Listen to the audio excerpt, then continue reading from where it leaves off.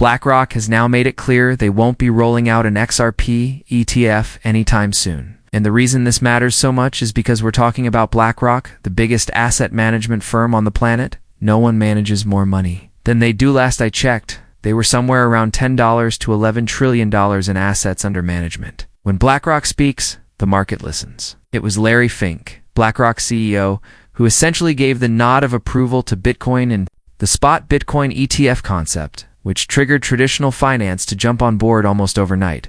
He's that influential. It's hearing that XRP isn't getting the same go-ahead from him and BlackRock right now. But, yeah, it's a letdown and a bit unexpected, especially considering nearly a dozen different companies are currently trying to get the SEC's approval for an XRP spot ETF. No other altcoin has more active filings. XRP is leading the pack, so why wouldn't BlackRock jump in? Well, I got some perspective from a longtime finance professional in the XRP community, but it does help explain the hesitation. Personally, I don't think BlackRock will stay out forever. I still believe they'll enter the game. It's just a matter of when. For clarity, I'm not a financial expert. It's nothing I'm saying here is investment advice. I'm just a crypto enthusiast making content for fun.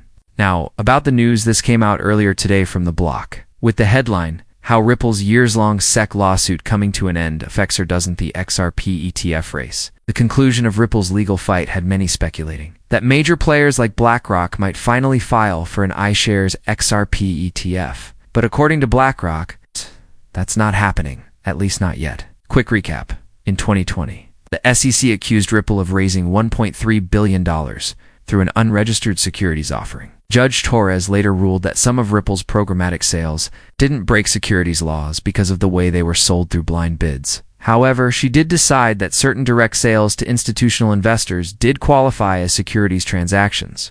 Importantly, she never labeled XRP itself as a security. After Thursday's legal resolution, Nate Jarocki, president of ETF Store and Novadias Wealth, suggested that BlackRock may have just been waiting for the lawsuit to wrap up before filing.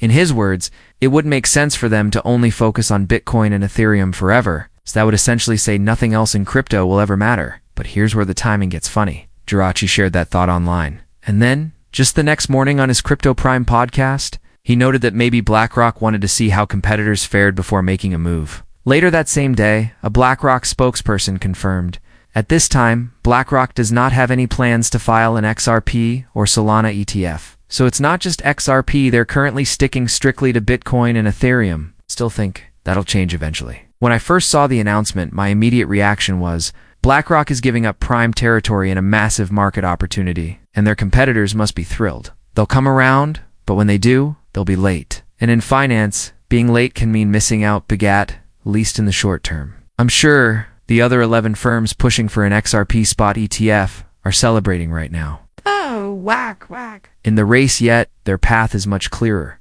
As for why BlackRock might be holding back, an XRP community member known as Crypto Crows reminded me that Larry Fink once claimed there was no demand for a Bitcoin ETF shortly before launching one. Things change quickly in this space, so I'm not counting them out at all. It's just a matter of timing.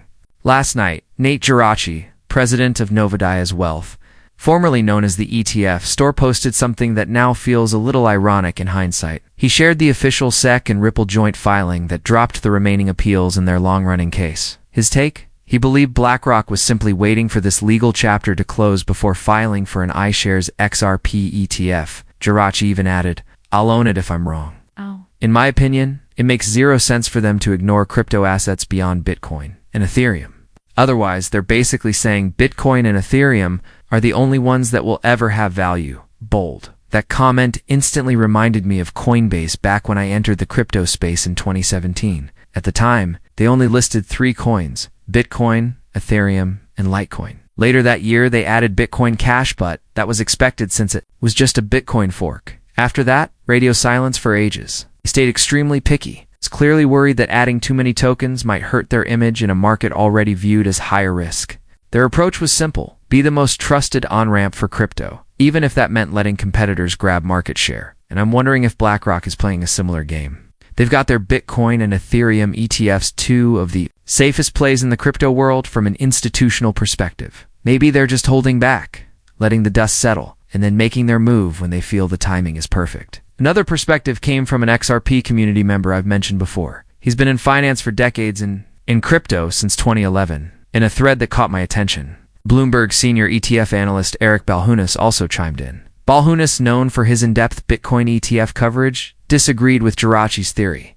He even joked he'd almost bet a steak dinner on it, saying BlackRock's satisfied with just 2 ETFs. His reasoning? A law of diminishing returns each? New coin carries more risk and probably less reward than the last. Fair point. But I still think XRP has massive long-term potential. Right now, we're in a period where fewer than 1% of people have ever bought XRP. Over time, that number will rise.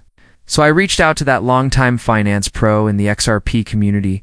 Frekiond asked, if BlackRock does plan to enter later, why give competitors such a head start? His answer was simple. BlackRock's distribution network is so massive, especially through trusted financial advisors, that they can scoop up market share incredibly fast, even if they arrive late. For most companies, first mover advantage is huge. For BlackRock, not so much. They can watch from the sidelines, gauge competitor performance, then swoop in with competitive fees and brand recognition that most investment committees already trust. It's the same playbook Coinbase used before, eventually listing nearly everything under the sun. So yes, today's news is a little disappointing, and at first glance, surprising, but after hearing these perspectives, I get it. They're not being reckless or ignorant. They're being strategic and conservative. I still think one day we'll wake up to a headline saying BlackRock is launching a spot XRP ETF. It'll just happen later than some hoped.